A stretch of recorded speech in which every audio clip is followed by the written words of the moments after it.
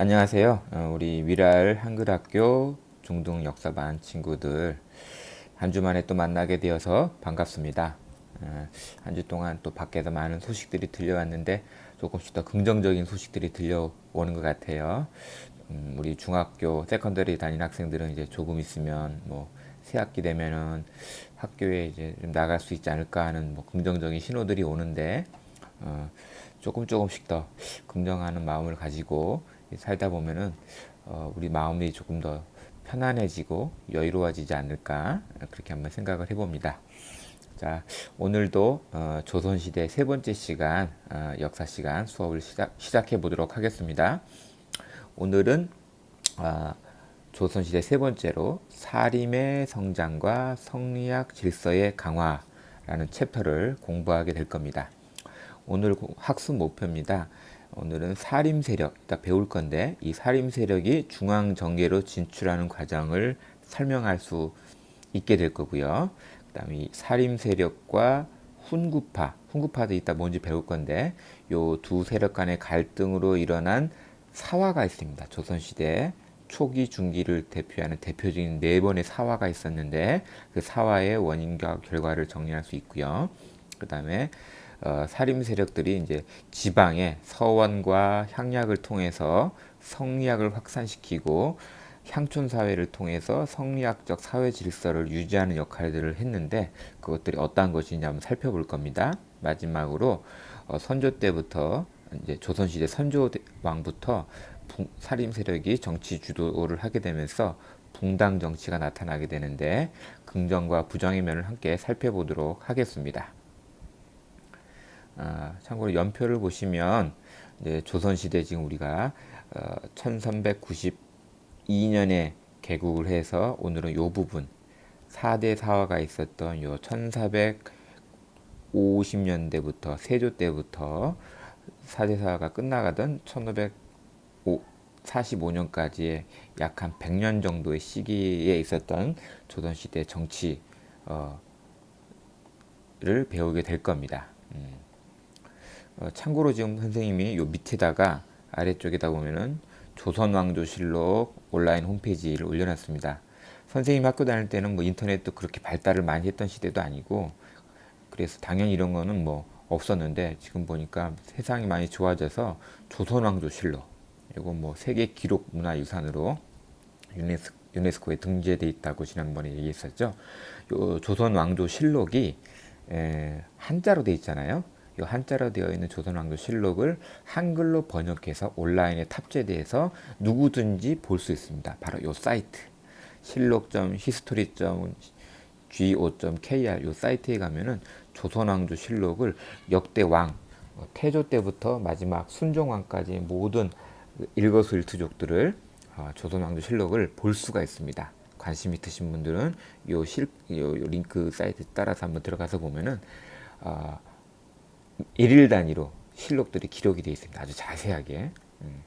한번 보면은 뭐 한 번쯤 어떻게 되어 있는가, 구조가 어떻게 되어 있는가 보는 것도 나쁘진 않을 것 같아요. 이제 보도록 하겠습니다. 사림의 등장과 사화의 발생. 오른쪽에 이제 도표를 선생님 하나 그려놨는데 이걸 한번 보면 그때 고려 말에 이제 성리학이 들어와서 안향에 의해서 고려 말에 성리학이 들어와서 신진 사대부들이 이제 성장하기 시작했다고 했죠. 그리고 고려 말에 이제 이성계에 의해서 태조 이성계에 의해서 새로운 왕조 1392년도에 조선이 개국을 할 때 왕조 건국을 전국적으로 주도했던 급진파 정도전과 같은 사대부들이 있었고요. 반대했던 온건파 사대부들이 있었습니다. 정몽주와 그의 후학이었던 길제와 같은 온건파 사대부들이 있었죠.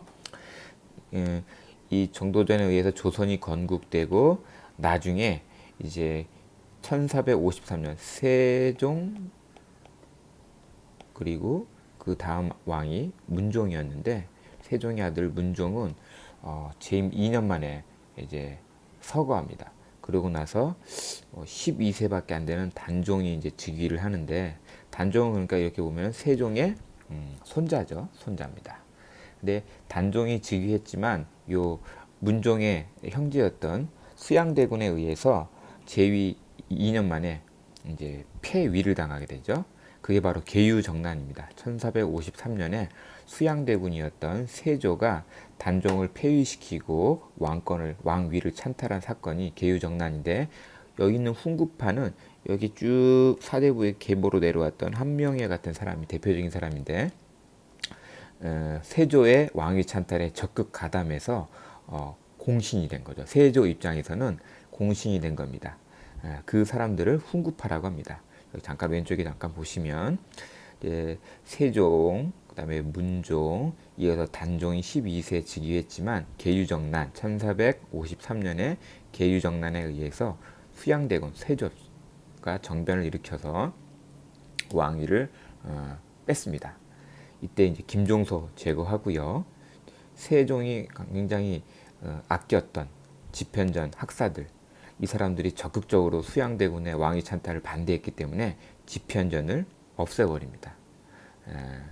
그래서 이 집현전 학사 중에 대부분들이 이제 성선문, 박팽년, 이계, 하위지, 유성원, 유흥부 이런 사람들인데, 이런 사람들이 이제 세조에 반대를 하죠. 안 된다. 단종을 폐위하면 안 된다. 했다가 반대를 하다가 뭐 그때 죽은 건 아니고, 나중에 세조를 암살하려는 음모를 꾸미다가 암살하는 음모가 발각이 돼가지고 요 6명의 사육신들이 다 이제 제거를 당합니다. 세조한테 제거를 당하고, 거꾸로 이제 세조를 도와서 공신이 된 관료들이 이제 훈구파가 되는 거죠. 이 사람들이 이제 집권 세력이 돼서 왕실과 혼인 관계도 맺고, 높은 관직, 많은 토지, 노비 이런 것들을 소유하게 되면서 이제 집권 세력이 되는 거죠. 사림 세력은 누구냐? 그러면 사림 세력은 아까 봤지만 정몽주를 따라서 온건파 사대부들이 있다고 했는데, 이들은 뭐 관계에 진출을 안 했죠. 뭐 조선이라는 나라를 인정하지 않았으니까. 그래서 지방으로 내려가서 학문 연구하고 후진 양성하고 있었습니다. 학문적인 인품 되게 뛰어났겠죠. 그러다가 이제 사림 세력이 언제 형성되기 시작하냐면은 여기 있죠. 성종 때 이제 훈구파, 아까 세조를 도와서 공신이 된 관료들이 세조 이후에 이제 성종이 즉위하는데, 이때에도 굉장히 득세를 합니다. 왕권을 위협을 할 정도로 굉장히 이제 득세를 하다 보니까 이 훈구파들, 뭐 세조의 공신들이었죠. 이들을 견제하기 위해서 성종이 발탁을 한 사람이 바로 김종직인데, 어디서 발탁을 했냐? 그 낙창에서, 오른쪽에 보시면 낙창에서 후진을 양성하고 있던 이런 사람들, 그중에 이제 김종직인 사람은 이제 선거 과거제를 통해서 관직에 진출했는데, 이 김종직을 발탁을 삼사를 통해서 발탁을 하고, 그의 제자들이 이제 김종직에 의해 산하둘 중앙정계에 진출을 하게 됩니다. 진출하게 되는데, 이 사람들은 원래 과거제도, 살인파들은 과거에도 보지 않았던 사람들이 많았기 때문에 나중 가면 이제 현량과라고 실시해요. 이건 뭐 한참 뒤의 얘기입니다. 조광조 때 현량과를 실시해서 이제 삼사를 통해서 관직에 진출하기도 하는데, 성종 때는 이제 어쨌든 이 당시까지는 김종직의 후회 제자들이 이제 삼사를 통해서 중앙 정계에 진출하고 살인파를 형성을 했습니다. 삼사는 지난 시간에 배웠지만 사헌부, 사간원, 홍문관 요 세 기관을 일컫는 말입니다. 사헌부는 관원 비리를 감찰하는 거니까 오늘날로 치면 뭘까요? 뭐 그런 부서죠. 뭐 검찰 같은 거 이런 거 되겠고, 감사원 같은 거 되겠죠. 사간원은 임금에게 간언을 하는, 그러니까 임금이 잘못했을 때 임금에게 옳은 소리를 할 수 있는 사람들이 바로 사간원의 신하들이었고요. 홍문관은 뭐 궁궐 내 서적을 관리하다가 나중에는 왕의 자문을 대신해 왕의 자문에 응해주는 그런 기관이었습니다. 그래서 이 삼사를 통해서 중앙정계에 진출했던 것이 바로 살인파다. 그래서 살인파들은 훈구파를 비난합니다. 너네 너무 많은 관직과 너무 많은 토지와 노비를 소유하고 있어. 이건 옳지 못한 거라고 이제 비판하니까 훈구파하고 살인파하고 관계가 안 좋을 수밖에 없죠. 그러다가 이게 이제 대립이 발생해서 조선조에 4차례의 사화가 발생합니다. 이건 다음 페이지에서 조금 더 자세하게 이제 설명을 드리겠습니다. 그래서 사림 세력은 다시 한번 정리하면 고려 말에 온건파 사대부였다. 길제약봉을 계승했다. 그리고 지방에서 학문 연구와 후학을 양성하고 있었고, 이들의 학문 경향은 이제 좀 지방 자치에 가깝습니다. 왜? 관직에 진출할 수 없어서 중앙 정부에 들어갈 수 없었다 보니까 처음에는 그 지방에 있으면서 향촌, 우리가 머물고 있는 마을, 읍, 여기 건드리지 마. 여기서 유교, 성리학과 도덕과 의리에 바탕한 향촌 사회를 건설할 거야. 그래서 왕이란 사람은 신하의 말을 적극적으로 잘 듣고 해야 나라가 편안해져. 이런 왕도 정치를 추구했습니다. 왕도 도덕에 의해서, 유학에 의해서 나라를 다스려야 나라가 평안하다 하면서 어떻게 보면 약간 신하들의 신권에 의해서 왕권이 견제되어야 한다라는 입장을 취하고 있었죠. 이들은 지방의 중소지주로서 향촌 사회를 지배하고 있었고, 그래서 지방에서부터 양반 중심의 성리학적 질서를 확립해 가고 있었습니다. 그러다가 성종 때부터 이제 김종직을 필두로 해서 이제 중앙 관계에 진출을 하기 시작했죠. 그다음에 사화가 있었던 와중에도 이제 조광조라는 사람이 또 김종직의 뒤를 이어서 굉장히 유명한 사람입니다. 중종 때 이제 성종의 뒤를 이어서 성종 뒤에 연산군 이에 중종이 이제 들어서 이제 집권하게 되는데, 중종 때에 살인파의 대표적인 신하입니다. 관료고 삼사를 통해서 살인 세력의 관직 진출을 적극적으로 추진했었습니다. 그래서 이 사람 아까 얘기했듯이 유교적인 이상 정치, 그래서 경연, 아침마다 왕과 신하들이 유교 경전을 갖고 토론하는 이런 매일 있었다고 해요. 이 경연을 활성화합니다. 그래서 거의 1년에 122일 가까이를 이제 경연을 했다고 하죠. 중종 때. 소격서는 뭐냐면 약간 도교, 유교 말고 도교의 어떤 풍습을 따르는 관청이었는데 이거 없애버렸죠. 유교적인 관점에서는 이거 없어져야 될 당연한 거였죠. 이 당시까지 있었다는 거죠. 그리고 향약을 실시하고 소학이라고 하는 유교 경전을 지방까지 보급을 하기 시작합니다. 이 조광조의 개혁 정치는 나중에 이제 또 다른 사화를 통해서 이제 무너지고 마는데, 그리고 조광조 자체도 이제 실각을 하게 되죠. 네 차례 사화를 조금 더 자세하게 보도록 하겠습니다.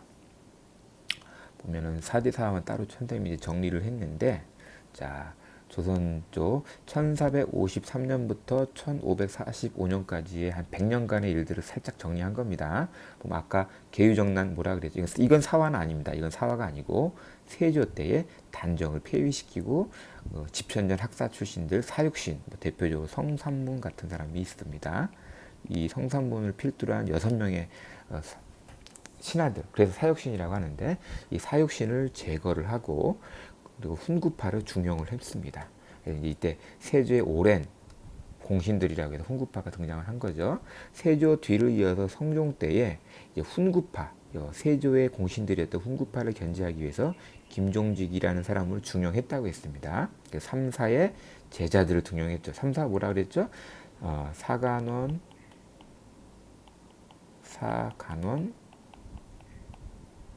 사헌부, 그 다음에 홍문관이라 그랬죠.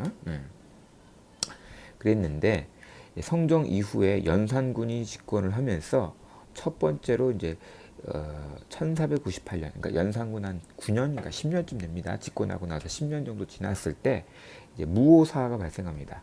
이건 뭐였냐면 김종직이라는 사람의 조의 제문을 빌미로 해서 살인 세력을 다 훈구파들이 제거를 합니다.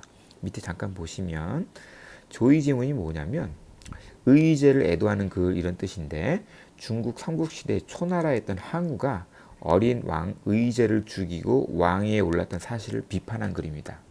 이게 왜 문제가 됐냐면, 사실은 세조 역시도 어린 왕 단종을 이제 폐위시키고 왕이 됐잖아요.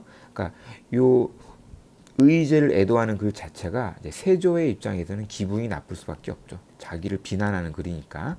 그래서 이 조의제문이 세조의 왕위 찬탈을 비판한 글이다 해가지고 이제 꼬바른 거죠. 훈구파들이 왕에게. 그래서 김종직과 그의 제자들을 제거하는데 사용됐습니다. 조의제문이. 이렇게 해서 발생한 게 무오사화입니다. 무오사화. 그러고 나서 6년 뒤에 1504년에 이거는 뭐 뭐 훈구파, 살인파 상관없이 발생했던 사건인데 이제 연산군의 생모였던 폐비 윤 씨가 있습니다. 이제 연산군이 즉위했을 때는 이미 윤 씨는 폐위돼서 이제 독약을 사약을 받고 죽고 없었죠. 연산군의 생모였던 폐비 윤 씨와 관련된 사건들을 우연히 연산군이 알게 됩니다. 그래서 뭐 연산군이 폐비 윤씨 자기 어머니 생모였던 어머니를 폐위시키고 죽음에까지 이르게 했던 데 과담했던 신하들을 다 색출해 가지고 제거한 사건입니다. 이건 뭐 훈구파 살인파 관련 없이 다 죽였습니다. 아주 그냥 끔찍하게 죽였다고 하죠. 그래서 이게 바로 갑자사화입니다. 갑자년에 일어났던 일이라 해서 갑자사화라고 합니다. 뭐 이 외에도 연산군이 나중에 말년에 가면은 뭐 자기 뭐 계모였죠. 자기 생모는 죽고 없으니까 계모, 그리고 자기 위에 할머니까지 다 뭐 정말 끔찍하게 죽이고 뭐 폭정과 반인륜적인 범죄를 저질러서 신하들이 보다 못해서 쿠데타를 일으켜서 연산군을 폐위시키고 새로 중종을 옹립을 합니다. 이게 바로 중종반정입니다. 1506년이죠. 그러니까 갑자사화가 있고 나서 2년도 채 되지 않아서 중종반정이 일어난 겁니다. 1504년에 얼마나 많은 신하들이 죽었겠어요. 그래서 기회를 노리고 있다가 이제 연산군을 폐위했던 2년 만에 폐위시키고 중종반정으로 이제 중종이 집권을 하게 되죠. 아까 얘기해서 중종 때 조광조가 중심이 돼서 개혁 정치를 이제 막 펼칩니다. 그런데 이런 개혁 정치에 대해서 역시 또 훈구파가 반발을 하면서 기묘사화가 발생을 합니다. 중종 때 발생하죠. 1519년에 기묘사화가 발생을 해서 조광조의 개혁 정치가 이제 끝이 나고 이때 많은 살인파들이 제거됩니다. 그러고 나서 명종이 즉위하자마자 명종의 외척들 간에 또 충돌이 일어나면서 또 여기에 몰려서 살인파들이 엄청나게 또 숙청을 당합니다. 예. 그게 바로 을사사화입니다. 그래서 조선시대 4대 사화라 그러면 연산군부터 중종, 명종 때까지 이르기까지 약 50년 동안 훈구파에 의해서 살인 세력들이 받은 정치적인 탄압이다. 물론 여기 아까 갑자사화는 뭐 살인파뿐만 아니라 훈구파까지 같이 이제 죽임을 당한 건데 어쨌든 사화라고 합니다. 신하들이 뭐 왕에 의해서 엄청나게 죽은 사건들을 이야기하는 거죠. 이거 외우기 쉬운 방법이 이제 무오가 여기 이거 한번 보세요. 무오가 갑자기 기묘년에 을사했다라고 해서 순서대로 외워주시면 될 것 같아요. 무오, 갑자, 기묘, 을사 이렇게 4대 사화가 있었습니다. 참고로 이제 여기 영화가 한 편 있죠. 예, 영화 관상이 하나 있는데 이 관상은 계유정난 수양대군의 왕이 찬탈을 소재로 해서 만들었던 영화입니다. 여기 이 사람이 이제 바로 김종서. 김종서는 기억날지 모르겠는데 세종대왕 때 여진족을 몰아내고 사군 육진을 설치하고 돌아왔던 굉장히 호방한 스타일의 문관입니다. 문관이고 여기 이제 이정재가 역할을 했던 세조 수양대군이 있고요. 이 사람이 이제 한명회 약간 좀 김종서에 비해서는 약간 조금 좀 대조적으로 인상을 이제 하게 했죠. 역할이 그렇다 보니까 한명회가 이제 대표적인 훈구파 세조를 따라서 가담했던 훈구파가 되겠습니다. 김종서와 플러스 집현전 학사들이 이제 반대를 했겠죠. 세조의 이 집권에 대해서. 그러다가 나중에 사육신이 제거당하는 일이 있었습니다. 참고로 이제 갑자사화였던 폐비 윤 씨는 성종의 후궁이자 연산군의 생모 어머니였습니다. 근데 약간 좀 기행을 일삼았다고 기록에 나와 있어요. 그래서 폐위됐었는데 연산군이 어렸을 때 이제 폐비되고 사약을 받고 죽임을 당했죠.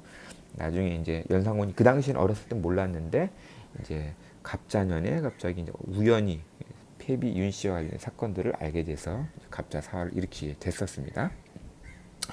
자, 4대 사화를 잠깐 살펴봤고요. 이런 일련의 일들을 통해서 계속해서 이제 살인파들이 순환을 당하죠. 순환을 당하는데도 끝까지 이제 재기를 할 수 있었던 가장 큰 이유는 아까도 얘기했지만 이 서원 같은 걸 통해서 서원 그 이전에 이제 향촌 사회에 뿌리박고 있었기 때문에 향촌 사회에서 성리학적 기반의 유교 정치를 통해서 이제 후학들 양성을 하고 있었기 때문에 이 사람들의 뿌리가 쉽게 이제 사라지지 않았던 거죠. 그래서 계속해서 사림들이 학문을 연구하고 제자들 양성하면서 세력을 가지고 있다가 나중에 선조 때 되면은 이제 살인파가 완전히 집권을 하게 됩니다. 그건 요 다음 페이지에서 한번 배워보도록 하겠습니다. 서원이 이제 설립이 되기 시작합니다. 최초의 서원은 중종 때, 중종 때 이제 그 조광조가 개혁 정치를 실현하고 있을 때였죠.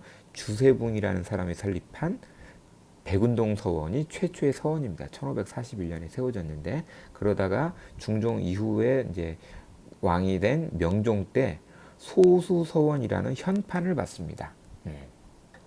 왕으로부터 현판을 받는데 이 현판을 받게 되면 국왕의 현판을 받은 서원들은 토지와 노비와 서적들과 같은 재정을 지원을 받게 됩니다. 이런 사원들을 사액서원이라고 합니다. 정부의 국가의 재정 지원을 받는 서원인데 이게 가능했던 게 이제 조광조라는 이 사람이 살인파잖아요. 개혁 정치를 하면서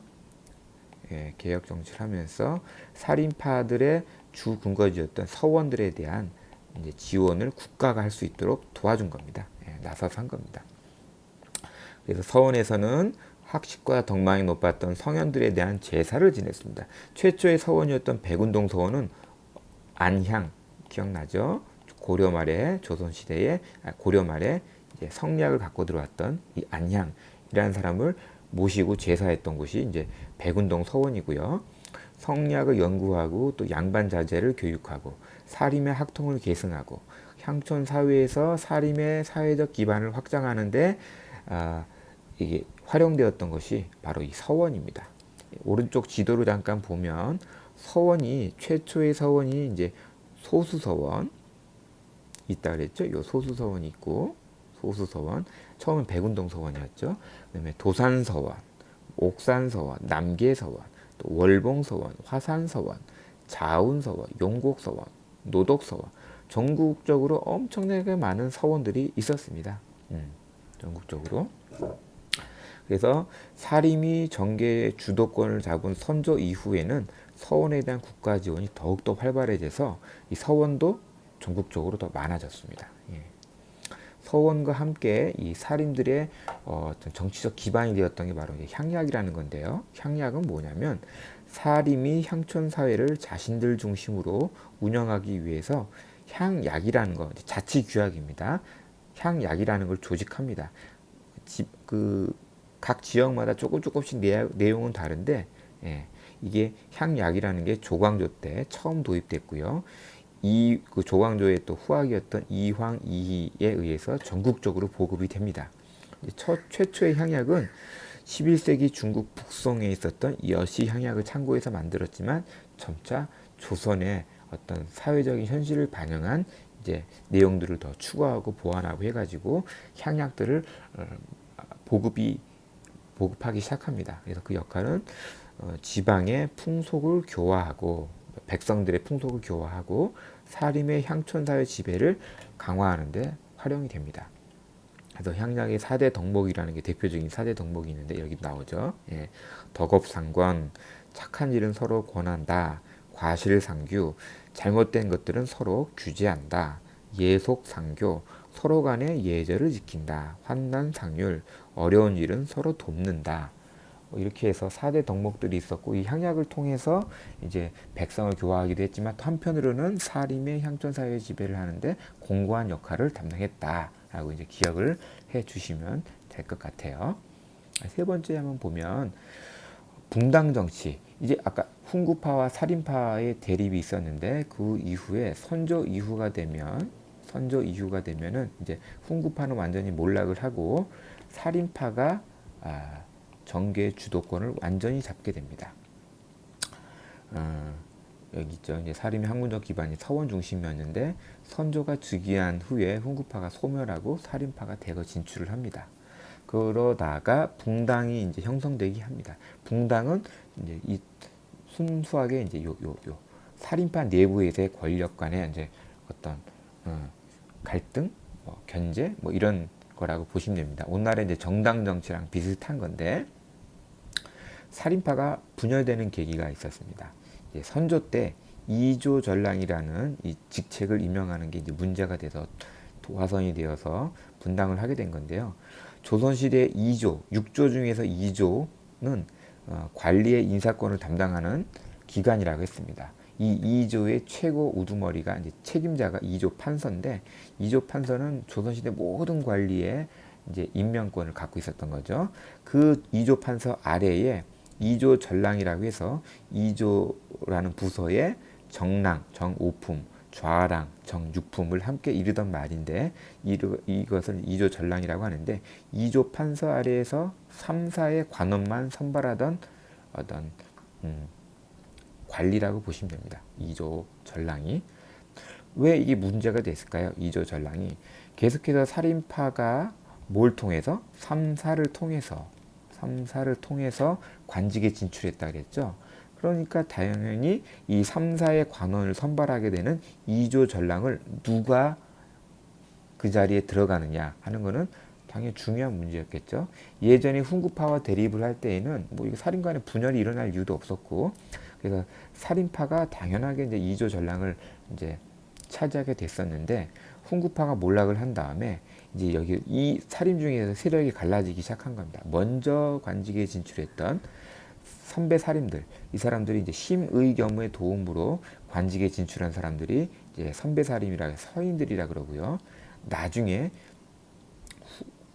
관직에 진출하기 시작한 김효원이라는 사람에 의해서 관직에 이제 2조 전랑을 임명하게 되는데 김효원이라는 사람에 의해서 이제 3사에 진출하게 됐던 사람들을 후배 살인들, 동인이라고 합니다. 여기서 이제 서인과 동인이 분화가 되기 시작한 거죠. 분화가 되기 시작했습니다. 그래서 동인은 새롭게 정계에 진출한 살인들을 일컫고, 학파로는 이황, 조식, 서경덕의 영남 학파를 따르던 사람들이었습니다. 여기 이제 이 학파에서 약간 미묘하게 이제 분리가 일어나게 된 겁니다. 사실은 서인들은 누구냐면 먼저 이제 진출했던 선배 살인들인데 이이 그다음에 성혼이라는 문인들을 포함해서 이이와 성혼의 학파를 따르던 기호 학파들을 이제 서인이라고 합니다. 영남 학파는 당연히 이제 저기 오늘날로 치면 경북 경남 쪽에 이제 주로 있었다. 여기 보시면 도산서원이 대표적인 거죠. 도산서원 경상도 쪽에 있던 이쪽이 영남 학파고요. 이제 이쪽 화산서원이나 월봉서원 같이 이쪽 서쪽에 있었던 충청도까지 포함해서 이쪽까지를 이제 기호학파라고 불렀습니다. 지역적으로 조금 나뉘죠. 예. 기호학파, 영남학파 나뉘는데 동인과 서인이 형성됐다가 나중에 동인이 처음에 우세합니다. 붕당 정치 초기에는 동인이 우세하다가 정여립의 모반 사건이 선조 23년에 1589년도에 일어납니다. 1592년도에 다음 시간에 배울 건데 임진왜란이 발생하죠. 그 불과 3년 전 선조 23년에 기축년의 옥사라 그래서 정여립의 모반 사건이 일어납니다. 그래서 이제 왕에게 반란하려고 했던 세력이 있었다 하는데 요거를 처리하는 과정에서 남인과 북인이 분열을 하게 됩니다. 이제 온건파는 조금 더 다 죽이지 말고 일부만 죽이자. 북인은 급진파는 다 죽이자. 뭐 이런 걸로 간단하게 생각하시면 될 것 같아요. 그래서 좀 급진하게 이 모반 사건을 처리하려던 세력들을 북인이라 그러고 온건하게 처리하려던 세력을 남인이라고 하는데 집권은 북인이 하게 되죠. 급진파가 집권을 하게 됩니다. 그래서 이후 임진왜란이 발생해서 광해군 선조 이후에 광해군 때까지 북인이 계속해서 집권을 합니다. 더 복잡한 여러 가지 일들이 있는데 선생님도 조금 설명하기 곤란하고 읽어도 기억 잘 나지 않고 이건 마치 이런 거죠. 뭐 우리나라 지금 뭐 민주당, 더불어민주당, 그다음에 뭐 바뀌었죠 얼마 미래통합당인가? 예, 미래통합당도 쭉 올라가면 수많은 계보들이 있습니다. 그다음에 더불어민주당도 20년, 30년 과거를 거슬러 올라가면 수많은 계보들이 있습니다. 그 수많은 정당 계보들이 어떻게 분화되고 발전했는가를 알려면 30년 전 거를 다 이제 알아야 되는 거죠. 굉장히 어려운 일입니다. 마찬가지라고 보시면 됩니다. 이 붕당의 계보도 알려면 굉장히 어렵습니다. 단지 이제 동인 서인이 어떻게 됐었는지, 북인이 어떻게 집권했었는지 이런 대략적인 것만 여러분들이 좀 알아두고 넘어가면 좋을 것 같아요. 그래서 어쨌든 이 붕당 정치는 뭐였다? 살인 간의 내부 분열에 의해서 시작이 됐고, 살인파가 집권한 이후에 살인파 내부에서 분열이 일어나는 과정에서 붕당 정치가 전개되기 시작했고, 그러면서 3사와 2조 전랑의 정치적 비중이 증가했다. 이렇게 기억을 하시면 될 것 같아요. 왜 2조 전랑의 정치적 비중이 증가할 수밖에 없었는지는 조금 전에 설명했던 거 잘 기억을 하시기 바라고, 이 부분 읽어보시면 될 것 같아요. 예. 그래서 붕당 정치가 전개되는 동안 3사와 2조 전랑의 정치적 비중이 증가했고요. 살림, 살림 뭐냐?